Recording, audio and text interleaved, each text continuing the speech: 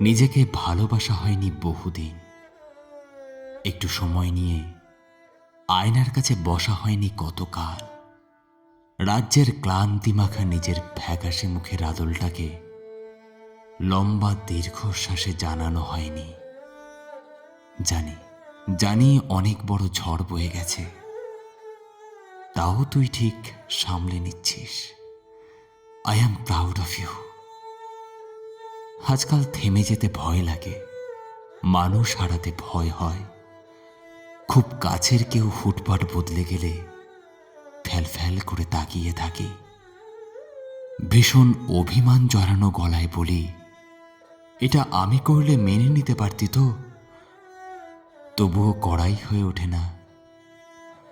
একটা বয়সের পর মানুষ নিজের পাশে বসতে চায়, সময় নিয়ে আকাশ দেখে, উড়তে পারা প্রতিটি পাখিকে হিংসে করে।